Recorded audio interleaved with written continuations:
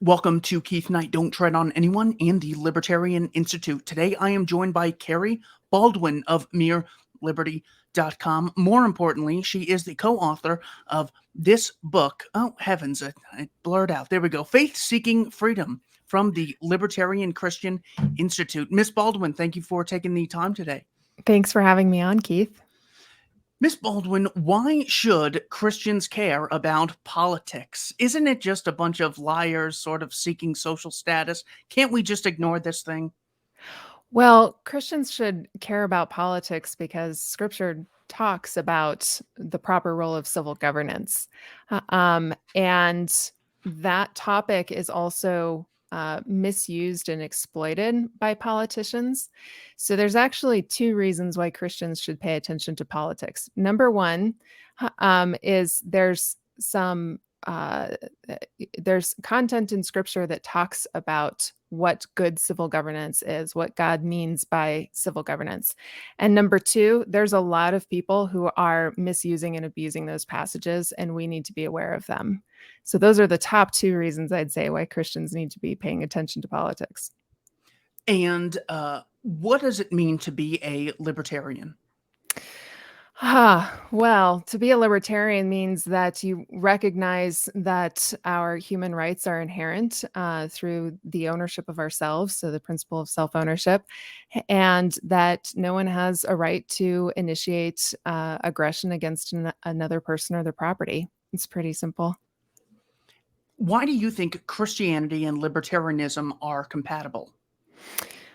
Well, that's a great question. So one of the questions that I get quite a bit is whether or not Christians can actually hold to the principle of self-ownership, this idea that we can own ourselves, specifically because Scripture says we don't own ourselves; we're owned by God.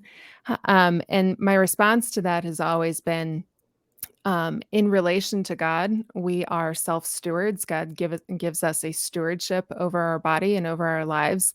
That's how we're able to be held responsible for our actions. But in relation to others, that self-stewardship becomes a self-ownership. There's nobody else is responsible for stewarding our lives but ourselves. So in that sense, it's very much compatible with Christianity. The second part has to do with, of course, the non-aggression principle. Basic laws in Scripture: thou shalt not steal, thou shalt not murder. Those are very clearly indicating and that we are not to initiate violence against other people or their property. Certainly you could, expand it on a little bit more than that. There are other references to Scripture that talk about how we can use our property in our own way. We've got the freedom to do that. We've got the freedom to make decisions for ourselves and exercise our agency. That is part of our being image bearers of God, is being able to exercise our agency and our creativity and steward those things in a God honoring way. I guess some of the objections might be that Christianity has an element of ethics or morality that goes beyond libertarianism, and that's certainly true. But even in the Christian view of that, we don't believe in forcing others to comply with those things. Again, this goes back to the fact that there are politicians that use Christianity to strong arm and try to make other people obey what might be a Christian moral ethic. But we would disagree with that. Yeah, I would always wonder, I go, okay, Barack Obama and George Bush are Christians. They don't really tell me about this Christianity that much, not because they're not willing to impose themselves on the rest of us. It's that their healthcare systems, their educational ideas, those they can impose all day. But if you think I'm gonna, I guess, go to hell, you don't want to tell me about that. You're terrified that pothole in the road that I have won't get fixed. So you have to warn me and raise all the money, but you're not going to discuss my spiritual eternity. Right. Yeah. while he's at the Bohemian Grove. So of course, it's too bad that kind people can get taken advantage of, and then they slander the ideas that Christians for, I don't know, 2,000 years worked so hard to really build this thing up. Yeah. When it comes to the concept of helping your neighbor, what do we hear all the time? Jesus was a socialist because socialism involves helping people. What is wrong with helping people?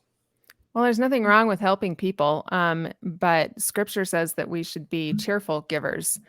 That implies two things. A giver is somebody who is voluntarily doing an action, taking an action, and cheerful implies that we want to do it. We have a desire to do it.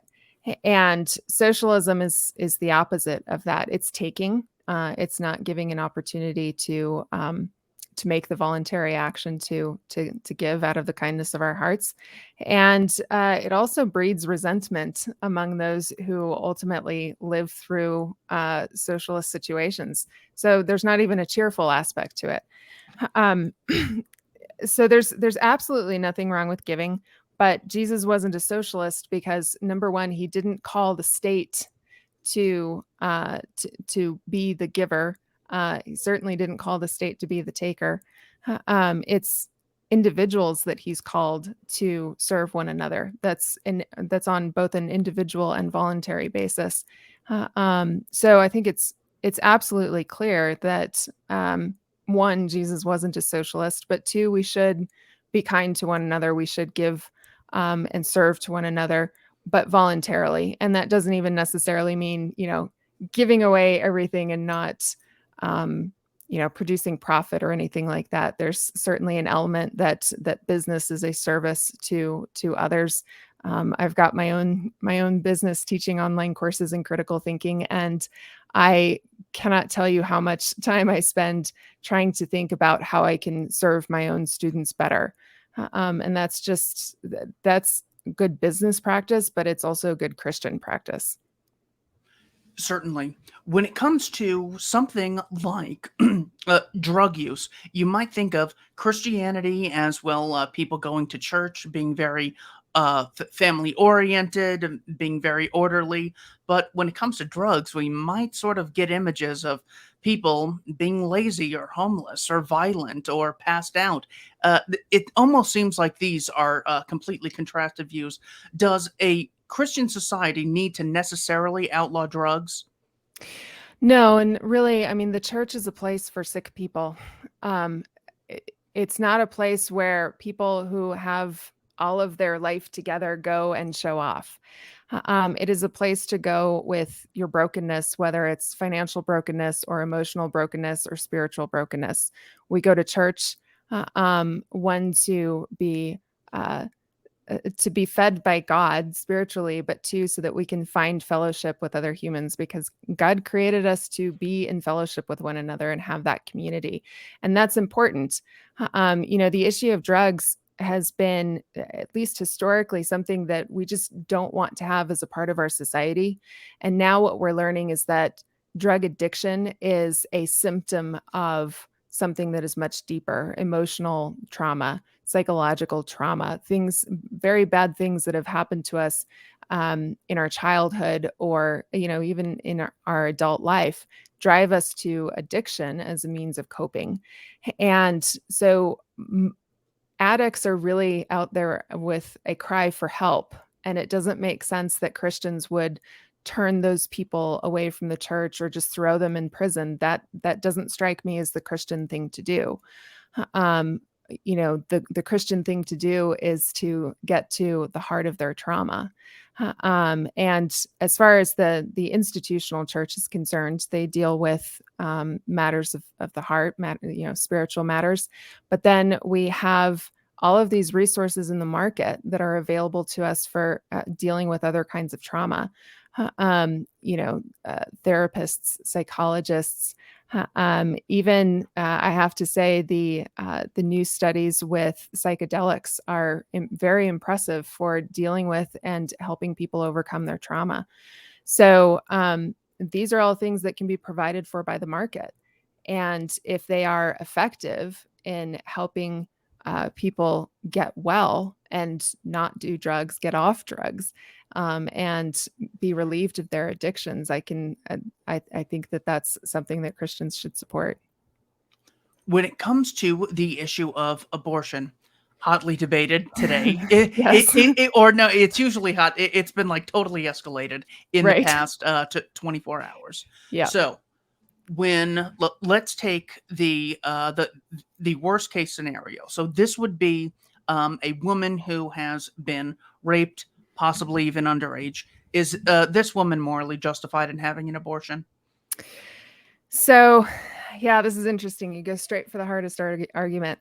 You know, my my take with abortion and the rape argument is this: abortion for rape is crumbs from the table of justice. What rape is an action of violence against the victim. And it's not just non-consensual sex, but we can't say it's just non-consensual sex unless we admit what is actually happening in a woman's body when she gets pregnant, and that is the creation of a new human being with rights. In my debate with Walter Block, I insisted that absolutizing fetal rights will absolutize women's rights. And we get a very clear picture of what rape actually is. And the debate so far, especially when it comes to rape, is to focus solely on the baby, as if the baby is the problem, as if we're debating whether or not the baby is an aggressor or a trespasser or a person or sentient or even alive. And while we're having that debate, the proverbial rapist is walking out the back door. And our criminal justice system actually manifests this. Rape is something that's actually relatively easy to get away with. And it's mostly because we tend to think that rape is just a passing moment. And once it's over, there's not a whole lot that you can do. Oh, except you can have an abortion if you got pregnant. So by having abortion remain legal, even in the case of rape, we're doing an injustice to women. We're doing an injustice to the babies that are created through rape. And we are not holding rapists responsible for their crime. Now, you had mentioned very, very young girls getting raped and getting pregnant from rape. And that is certainly a tough issue. My position on abortion is that it could only be done to save the mother's life. If her life is actually in danger, the non-aggression principle allows for a proportional response. Now, I think the principle should be you save the life that can be saved. But if the mother's life is actually threatened, I would say that's the exception. And that's in line with the non-aggression principle for sure. So, do you have any idea what percentage of abortions are those cases? Because it's the most commonly brought up objection when it comes to everything. So you think 99%, 98%? No, do you know? It accounts for about, rapes account for about 1%. Situations of incest or very young girls getting pregnant is less than 1%. It's very, very minute. But I would say that even though that's a small percentage, especially since it is a primary argument, we should have a good response for it. It's not helpful to just be like, well, that's 1% of the population. I think no, we need to address it. Grab the bull by the horn, so to speak, and address it forthright. Let's go through a few quotes here. I'm not even going to say it, you'll probably be able to guess, but there's no point in poisoning the well. All right. Okay. An embryo has no rights. Rights do not pertain to a potential, only to an actual being. A child cannot acquire any rights until it is born. The living take precedent over the not yet living or the unborn. How do you respond to that mentality? Well, I would say that, well, first of all, the term embryo encompasses a fairly large range of time. So, but really the science of embryology confirms that a new, unique, living human exists from the moment conception is complete. Now, I say it in that way because I think it's important to make a distinction between fertilization and this process known as conception. The process of conception takes about 3 days to complete, and it started with fertilization. Um, One thing that I found in my research of the science, and for those interested, before I got into philosophy, I was trained as a medical lab technologist. So I do have a little bit of scientific background. Um, Excuse me, medical lab technician. At any rate, that was that was what I did in the Air Force. So I do have a little bit of a science background, and this was of particular interest to me. But what happens during those 3 days, that process of conception, is something known as the maternal zygotic transition. And it's where the instructions for what the cell is going to do changes from mom to baby. And at the end of this transition, baby has completely taken over, and all of its development is considered autonomous and self-organizing. And the first thing that baby does is builds for itself the placenta and umbilical cord, which is shelter and food supply. All of this. Now, I wouldn't say that the baby is acting per se, as we understand human action in the Misesian sense, but it's all reflective of what we know as the homesteading principle. Um, so what Rothbard says is required for human rights is, number one, you have to be human. And number two, you have to be in possession of yourself. This is, I believe it's Stefan Kinsella and Hans Hermann Hoppe have expanded on that to say that you must have direct and immediate control over yourself. And the completion of the maternal zygotic transition demonstrates that the fetus has direct and immediate control over itself at that point. So, as far as libertarianism is concerned, those two things obtain, and the fetus, from the moment of that conception is complete, has human rights. Now, that's not an argument for personhood. I don't make an argument for personhood. And libertarians don't make that argument because it's much more of a philosophical argument instead of a legal rights argument. But at the end of the day, we don't want the state giving us an answer to that metaphysical question. We don't want the state defining when a human is a person and when it's not a person. We've already been through that. we went through that with the 3/4 of a person thing in the Constitution. So we don't want the state defining this. We don't want the law defining this. What we want to know is when human rights obtain. And libertarianism says that human rights obtain when you, one, have a human, and two, when they're in direct and immediate control of themselves, and that is demonstrated with the fetus. Let's sort of gear this towards the progressive worldview, just because they have this is one of their biggest issues, and they are really the gatekeepers of this, so to speak. So I'm going to give you this next one, and respond as though you're talking to a progressive, please. Okay. Never mind the vicious nonsense of claiming that an embryo has a right to life. A piece of protoplasm has no rights and no life in the human sense of the term. Abortion is a moral right, which should be left to the sole discretion of the woman involved. Morally, nothing other than her wish in the matter is to be considered. My body, my choice, says the progressive. How do you respond? Well, first of all, yes, my body, my choice. I absolutely concur with that. This comment about it being the embryo being protoplasm, as if it's just a blob of nothingness, whatever is in that protoplasm, is patently false. There is a whole world, a breadth and depth of that world, that microscopic world, that is absolutely amazing. And I'm kind of shocked that the follow the science people on this don't actually follow the science when it comes to embryology.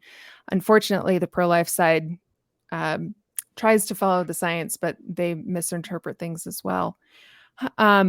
But as far as bodily autonomy is concerned, bodily autonomy is absolutely necessary. A woman's choice is absolutely necessary. Her choice is to decide what to do with her body. She gets to decide if she's going to engage in sexual intercourse. She gets to decide if she wants her body to be used to create a new human being. She gets to decide if she's going to take the risk of contraception, which is not guaranteed to not produce it, to keep a new human from being produced. She gets to make all of these decisions, right? She gets to decide who she wants to sleep with. She gets to decide not to do those things. So yeah, her agency matters. What she does with her body matters. But there's a natural limitation created when a new human being is produced inside of her. One of the things that I've argued is that each woman is an owner of her own means of production. And it happens to be the ultimate means of production. It's the means of producing new humans. And that is both a very powerful position to be in, but it also requires quite a deal of responsibility as well. So, bodily autonomy absolutely matters, but we cannot escape consequences of our choices, and we cannot ask the state to intervene by force when we're up against the natural consequences or the natural limitations of our choices. What do you say to the claim that not allowing a woman to get an abortion is more or less enslaving her for 9 months and 18 years? Well, first of all, if she has made the decision to have sexual intercourse, even if her contraception has failed, nobody's using force against her. The baby can't use force against her. He's not the baby isn't isn't a human actor. It can't take action against her. It has human rights, but it can't take action against her. In the case of rape, the one who's forcing her to carry her baby is the rapist. It's not the state. We use this thought experiment in economics, this Robinson Crusoe thought experiment, in order to sort a lot of this stuff out. And I've pointed out that if you have, a man and a woman on an island, no government there, no law enforcement, no courts, no legislators, nothing there, no technology for contraception, right? If Crusoe rapes Jane, who's forcing Jane to carry that baby? Well, it's Crusoe. And that's a rights violation, right? So that means that the principle deduced is not, hey, she needs to have an abortion. She's being forced by the baby. No. She's being forced by Crusoe.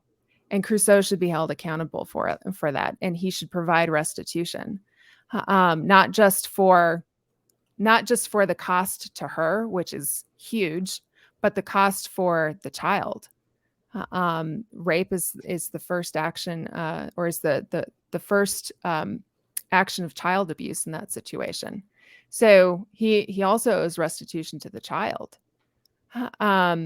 This is, if we understand that restitution can be achieved through a tort, then rape becomes probably the most expensive crime that somebody can commit.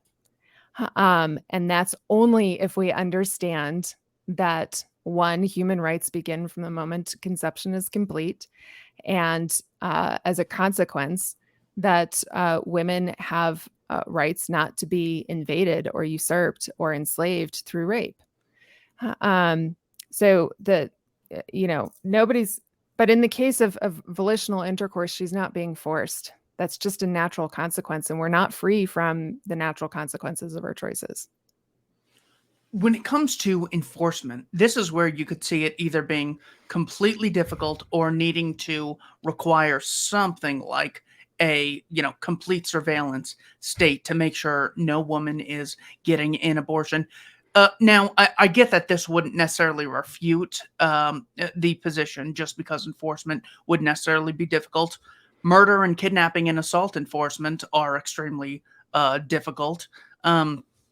So when it comes to the issue of, if we say abortion's unjustified, how could we go about stopping abortions from taking place?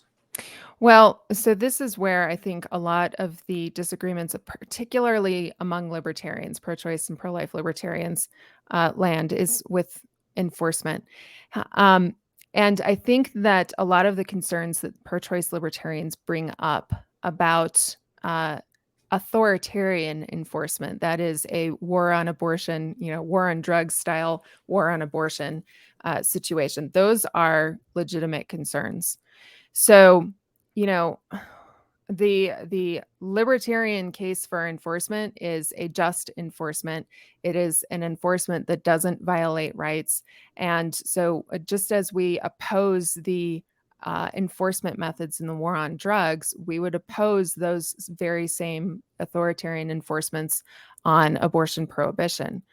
Um, I'm a well, and let me add to this: the methods that we use right now in our criminal justice system for punishing violent crime, like rape, murder, theft, those sorts of things, they're intended to produce a deterrent effect, and they do not. Studies have shown that they do not produce deterrence. Um, and they also don't affect recidivism rates, meaning those offenders will go back out and repeat that crime. So this authoritarian enforcement doesn't work, and the pro-life side needs to understand that. It's not useful to us to have abortion prohibition on the one hand, on the legislative side of things, but this authoritarian enforcement, which doesn't produce the effect that we want, which is number one, deterrence, and number two, a recidivism rate. Mhm. So the mode of enforcement that I advocate is restorative justice. And if anybody has followed Matt Kibbe and his wife with Free the People, they've produced a documentary called, I believe it's called How to Love Your Enemy, but it's a documentary about restorative justice. And as far as enforcement is concerned, I think that's a wonderful model because it is geared towards actually helping and they call it a responsible party as opposed to the offender. They help the responsible party really understand what it is that they did, how they harmed a victim, and what they can do in their capacity to provide restitution. And that can look different for each individual. But the important part of this is that they produce very low incidences of repeat offenders. The recidivism rates are incredibly low, which means it has the effect that we want it to have. In this case, women choosing not to have abortions again. And it involves restitution, which is very much a libertarian principle, and it doesn't destroy people's lives, right? The idea with restorative justice isn't to go destroy the life of the responsible party. It's to get them into a place where they can be productive members of society as well. So it's very redeeming in that way. And by the way, that carries with it some Christian undertones as well. So I think that pro-life libertarians and pro-choice libertarians can really come together on the fact that we oppose authoritarian enforcement of abortion prohibition. We don't want that. We don't want women who miscarry to be held as suspect for possibly having an abortion. That would be a nightmare. But yeah, I think the enforcement piece, if we understand what a libertarian enforcement looks like, it's much more peaceful. It is aimed at restitution and doesn't aim to destroy lives, and that's important. One of the main tenets of the arguments in favor of, say, the pro choice worldview is simply saying that this is not too much of a big deal. If I murder a person, well, then you could see this human being who has all these feelings, all these desires in life. You can see their body uh, dead. And Mhm. it's very real, and you could say this was a living human being who is now killed. But in the case of abortion, we're dealing with what's commonly referred to as something the size of roughly a grain of rice. We don't have feelings. We don't have aspirations. We don't have goals. It doesn't have friends or anything. So this more or less is such a big burden on the woman potentially. The child might not even be wanted, and it's really just something more or less like a pimple inside of the woman's womb. What is the big deal with allowing, say, the first trimester abortion? Well, libertarianism is, as we say, based on the idea that our rights are inherent, that we have them because we're humans, not because of anybody else. And libertarians have struggled with this issue of abortion because they don't know how to reconcile the rights of the woman versus the rights of the fetus. Um, and so there's a default to, that which is seen, right, which is the woman, versus that which is not seen, which is the fetus. We have, that distinction with Hayek and Bastiat, and the unseen matters. The unseen matters to the whole bit. In fact, what I've argued is that libertarianism itself as a philosophy, the principle of self-ownership, this idea that rights are inherent in our humanity, falters if we don't get this issue right. Mhm. Um, we can say our rights are inherent in our humanity, right? In our being human, but when does that start? We have to be able to say when that starts. And if the issue is, well, it's up to the woman to decide, then our rights are contingent. They're contingent on what the woman says. Well, that's not libertarianism, that's matriarchy. Then our rights are dependent upon whether or not our mother recognizes our rights and is kind enough to allow us to come into the world as a consequence. So this issue actually makes or breaks libertarianism as a system of thought, because if you lose self-ownership, you lose the rest of the philosophy.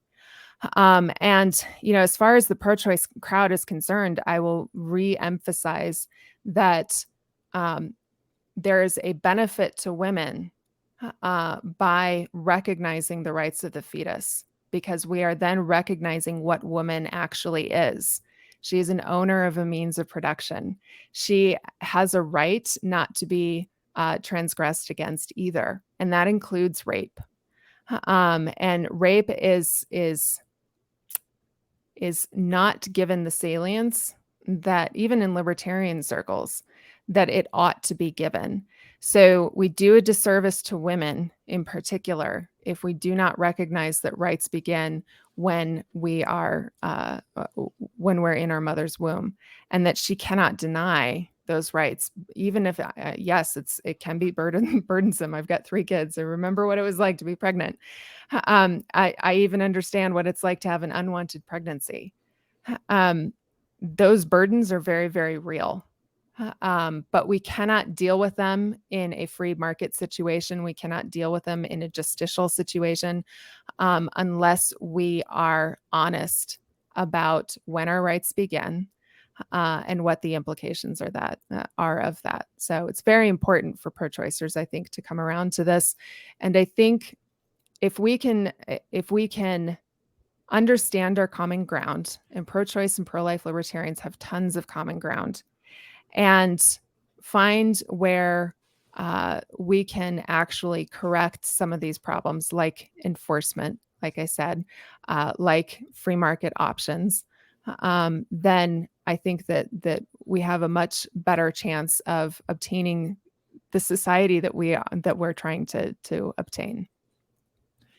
Yeah, when I would say the progressive worldview, if you had to sort of narrow it down, we could say someone who, if you want to try and steelman the position, someone who sees virtually all interactions or social institutions as having to deal with one group being the oppressor and the other group being in the victim, in the position of the oppressed.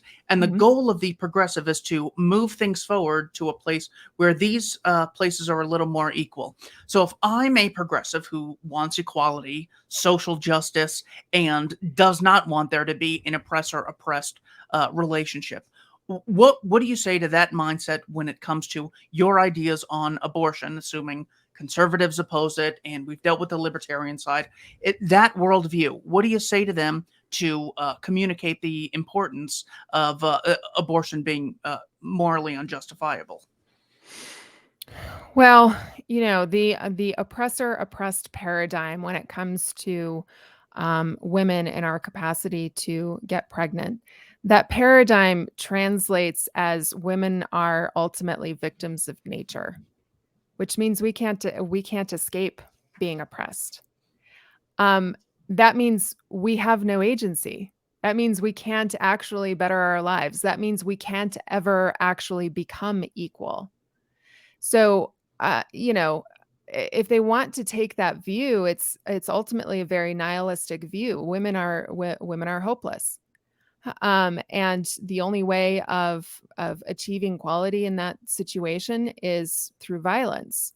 I don't know about you, but I don't want to live in a situation where I cannot do anything for myself. I have no agency. I'm a hopeless victim, and the only action that can be taken on my behalf is violence. Hmm. um, that perpetuates the oppressor oppressed paradigm. It doesn't free us from anything. It perpetuates it. So I don't know why any woman in particular would want that, especially, I mean, if we put it in terms of the patriarchy, right? The biggest complaint from feminists is, oh, well, we're hopelessly oppressed because of the patriarchy. We need to correct this. They're still looking for a correction. Um, so, but you can't have a correction in a paradigm where there's always an oppressor and there's always somebody who's oppressed. And in that case, with women, we're always going to be oppressed because we're the ones who have the capacity to carry children. We must be victims of nature. And there's no way to solve that problem. It's very nihilistic. At the end of the book, you each of the authors sort of give their thank you and their acknowledgments. You wrote to Gregory for being a dear and faithful friend who helped me understand the works of Mises, Rothbard, and others, particularly through a Reformed theological perspective. I want to go through those last three. What Mhm. is the most important lesson you learned from Ludwig von Mises? Oh man. Um, I'm still learning lessons from Mises, but what I've learned from Mises has to do with human action.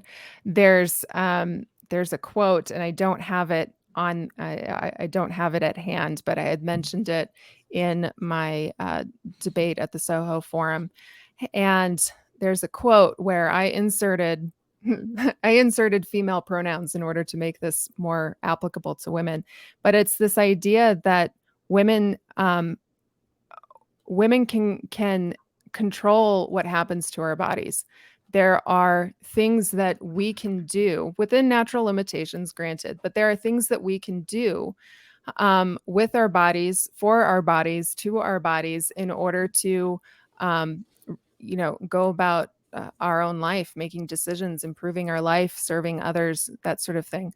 So Mises has really helped me understand this connection to human action and what it means to me as a woman, as a free woman, a woman who's not a victim of nature, a woman who can look at my own capacity to be a mother, to bear children, as something that's powerful. I'm an owner of a means of production. That's a powerful place to be. So I would say Mises is incredibly empowering. His thoughts on human action are profoundly helpful. How about most important lesson from the works of Rothbard? Mm. Rothbard, definitely his concept of human rights is property rights. I think he's absolutely right that property rights disambiguates this issue of human rights. Rothbard unfortunately was wrong when it came to abortion. I don't think that he was consistent in that. Although, he was writing at a time where we didn't have access to the scientific information that we have now. I do think that his default was to ensure that a woman's self-ownership was recognized. One of the things that I've said is that conflict on this issue of abortion exists because both sides compromise rights. And the pro-life side tends to compromise the woman's rights in favor of the fetus. And that's not a solution either. So even though I think Rothbard was wrong on abortion, I think he was right on his concept of property rights as human rights. I think he was right to default to a woman's self-ownership. We just need to correct it a little bit now that we have more information. And what is important for people to know about Reformed theology? Well, Reformed theology, which is also known as Calvinism, tends to get a bad rap. But and I mentioned my friend Gregory there. We've been working on a Reformed libertarianism and Reformed anarchism statements. Those are both a defense of libertarian and libertarian anarchist principles from a Reformed theological perspective. Reformed theology tends to be probably one of the hardest theological nuts to crack when it comes to compatibility with libertarianism. I really believe that there's a very strong case to be made from a Reformed theological perspective for a libertarian society. So I would say if people want to find out more about what that means, what Reformed libertarianism means, what Reformed anarchism means, I can certainly give you links to those. But you can also go to mereliberty.com/Romans13 to get a lot of that information from my website. You wouldn't think it'd be too hard. I mean, if we're starting with Calvinism, all right, we start with total depravity. Okay, Yeah. all we have is depravity in all of Washington D.C. All right, what's the next? Well, what do we have next? Unconditional election. I mean, it doesn't seem like there's too much of a conflict. It just seems like there's a great spin going on where people will say, well, you care about the poor. Well, obviously, you have to advocate for the state. You care about women. Are you a sexist? Well, then obviously you need to be pro-choice. As though the only time we can really support voluntary choosing is when it comes to this issue of abortion. Is there anything that you would say the conservative sort of gets wrong in their worldview of saying, I'm a Christian, I believe that more or less the state has a significant role to play in making sure things don't go to hell in a handbasket? Is there anything? Are they just a little off, or is there something inherently wrong with supporting any kind of state? Well, I would say from a conservative Christian perspective, if you look at the way conservative Christians use the state, they use the state to create laws that compel certain kinds of morality. Most Christians, I would say, are probably aware of the two greatest commandments. The first is to love the Lord your God with all your heart, mind, soul, and strength. And the second is just like it, to love your neighbor as yourself. What I've noticed from conservative Christians who try to leverage the state is they try to create laws that compel obedience to that first command, to love God first. We cannot compel love of God. That's something Scripture says. We can't compel love of God. God doesn't compel us to love him. And certainly if that's the case, man's law isn't going to compel us to love him either. And there's really no sense in trying to have an artificial facade of people going through the motions that appear to love God, when in their hearts they don't really love God. On the liberal side, the liberal Christians tend to use the state to compel love of neighbor. And again, you can't actually, God doesn't compel us to love our neighbor. Man's law isn't going to be effective in compelling us to love our neighbor either. That's also voluntary. So, both sides of that use the state to try to compel something that God doesn't even compel us to do. We're called to do that voluntarily. And quite frankly, we can't love each other without God first loving us. And that's what Scripture says. God is love, and we love because He first loved us. It has to go in that order. The state doesn't enter into that equation.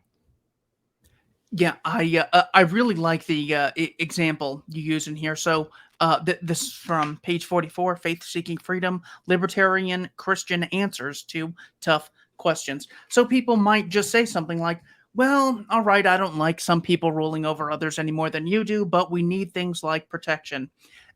One of the great reasons people should read this book is just how clever and short the answers are.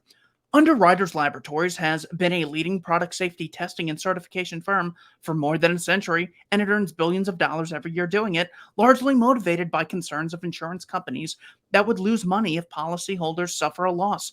Burglar alarms, security cameras, fences, locks, and self-defense products are all produced by entrepreneurs serving the demand for protection against wrongdoers. So in that statement alone, you already have people serving their fellow man. So it's almost like even if you are worried about this self-interested sort of society that's maybe very hedonistic, well, if you can't get a dime out of my pocket unless someone voluntarily gives it to you, you're Right. necessarily going to be engaged in the service of others. And you don't need some people ruling over everyone else to do those things. We have all these voluntary mechanisms of property protection. So Mhm. even if you say, yeah, well, we need people to protect our person and property, why would you want a state for that? It's so important. You need to not have a coercively funded monopoly. Yeah, well, and I'm a part of a group of people who are going through a program learning how to build their membership websites. I have a membership website, and the whole theme there is, how do you serve your members? How do you how do you improve your services? How do you make this something that is beneficial for them? Like the uh, all of the things that businesses get criticized for being self-interested and greedy and profit driven, like none of that is entering into the equation when we're going through this training. And this training, by the way, isn't even like fundamentally libertarian. They're going off of what works, what they've known to work. And what works is serving others, is using your business to serve others. How can I serve my customers? How can I, improve my product or my service? That is intuitive for the business owner who's trying to build their business. And that's important. We don't need the state to tell us to be kind and benevolent. We know that building relationships with our customers, that serving our customers is what allows that to thrive, and that's mutually beneficial. They get something out of that. Do you ever read to your kids the Tuttle Twins books? Yes, we have the Tuttle Twins. I use the Tuttle Twins Yeah. books for my middle school class as well. I'm very familiar with them. I love them. Do you have a place online where you list all your favorite books for, kids that you are just familiar with working with? I haven't done that yet. That's a really good idea. I should do that. The only reason I ask is just because I know so many where I'm like, oh, they're right at such a good time Yeah. where you should have seen this kid's face light up reading I think they called it the Miracle Pencil, Oh, yes. whatever their knockoff of Leonard Reed's Eyed Pencil was. Mhm. This kid loved it. This little girl thought it was terrific. Another one of the girls loved whatever their knockoff was of Frederick Bastiat's The Law. She said, Mhm. the parents said, yeah, I read it to her every night. She absolutely loves it. They love it. So it's not just like, well, they're on our side, so we have to, beat the kids over the head with them. They're No. actually fun. The kids like that. They have That's fun. the important thing. My son's favorite Tuttle Twins book is The Creature at Jekyll Island. Yeah, that's Yeah. their favorite. I remember during the lockdowns, I homeschool my kids. I homeschool and work from home. And so during the lockdowns, when they first happened, one of their friends came over to the house when she was done with her public schooling stuff, her remote public schooling stuff, and we were finishing up an economics lesson. And I use the Socratic method with my kids and in my courses, which is basically learning through dialogue. And so we invited my friends or my daughter's girlfriend to come over, and she was like, this must have been 4th or 5th grade, but we talked about the book, The Creature at Jekyll Island. We talked about what money is and how it's created. And it lasted all of 15 minutes, but I engaged her with questions, these Socratic questions that got her involved in the dialogue. And when the 15 minutes was up, she was like, wow, I learned so much more from that than I think I'd learn in a year from school. And it was fun. She absolutely loved it. So yeah, engaging kids with this stuff is absolutely amazing. My middle schoolers absolutely love it. They have so much fun with it. And that's the amazing thing about 12 years and tens of thousands of dollars in state schools.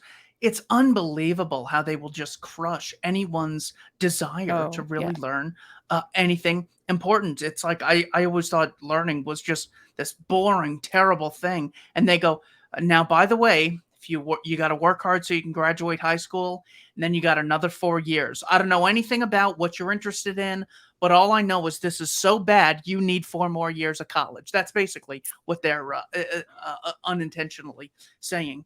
So Well, you and always think it's this terrible, devastating thing, and then you finally learn. My first introduction to like real education was Glenn Beck on his chalkboard. Now that is like taking someone who's only drank water and then giving them crystal meth. It was mm, like unbelievable. What a shock. I go, oh, learning this thing could actually be interesting. And mhm. then I just took off. And then I'm like totally ignoring class so I could read, The Myth of the Robber Barons by Bert Folsom Yeah. and all these other just brilliant books. I'm sorry to interrupt you. What were you going to say? No, that's okay. Well, a few things. I mean, public school is worse than just providing a bad service and saying, "Hey, you've got to have more of this bad service." It it does crush. It totally crushes creativity. It crushes your interests. Like your interests are set aside. Your interests are there for a reason. Your interests are there because that's something that you are supposed to use. That's if you're I do this with my students all the time. um, I don't have an agenda, so to speak, when I have my Socratic sessions with my students. I operate from where their mind is going, and I ask them questions based on where their mind is going, because it doesn't serve them for me to try to veer them away from a place that their mind isn't ready to go. So, uh, uh, our kids have minds. They're designed to think as well. They need to learn the skills. They need to learn how to learn. That's what I've taught my kids, is how to learn so that they can teach themselves whatever it is that they want to teach them. I don't have to be a subject matter expert. I can't be. Um, but public school crushes all of that. It doesn't teach them how to learn. It teaches them what to think, not how to think. It totally stifles their creativity. It suppresses their interests, what they want to pursue. And for what? I mean, you get kids going to college now who aren't even ready to be in college. And so it doesn't make sense. That whole system doesn't make sense at all. That's why, it was so devastating seeing all these kids in masks for like 8 hours a day, 5 days a week. But I Mhm. mean, that really is just the perfect symbol. It's like, even you don't get to show your face here. It's like even Yeah, that amount that's too much individuality. It's like you got to be mm, acting the same. You have to be reading the same material. You have to be giving the same answers. There's one right answer to all of this, right. and we're going to make it hard for you to breathe as we do it. Yeah, And if it's grandma doesn't terrible. pay property taxes, grandma goes to jail Yeah, for this terrific system. absolutely Unreal stuff. inhumane. Yeah. Do you have any good resources for homeschoolers? Oh, tons. I would say, I'm a huge advocate of self-directed learning, the Socratic method. I do teach courses, as I mentioned. I've got something called the Liberty Seminar, which is for middle schoolers, high schoolers, and adults. It is teaching the skills of critical thinking through dialogues about living in a free and prosperous society. So that's number one. You can check out my website, mereliberty.com. There's a tab for courses. I also have Awesome. a course for homeschooling parents or like micro school teachers who want to understand how to incorporate the Socratic method into their model. So it doesn't matter what curriculum you're using at home. You can use my course to give you a leg up on how to actually get your kids thinking about whatever it is that you're teaching them. So I would say those two resources are very valuable. Another resource that is not my own, but I learned from a great deal is something called The Well-Educated Mind. And this is a book for adults, but it teaches adults how to go back through and learn how to learn themselves. And she also has a curriculum. The author also has a curriculum called The Well-Trained Mind, which is for homeschooling parents. And yeah, the only other one that I would recommend is Mortimer Adler's How to Read a Book. It teaches reading comprehension up through the doctoral level, which is something that no school teaches. Usually schools only teach you reading comprehension through 6th grade, and you're kind of left to figure it out the rest of the way.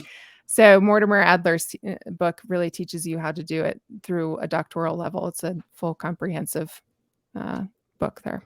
And final question: what is the best part of being a mom? Oh my gosh. Well, I've got teenagers now.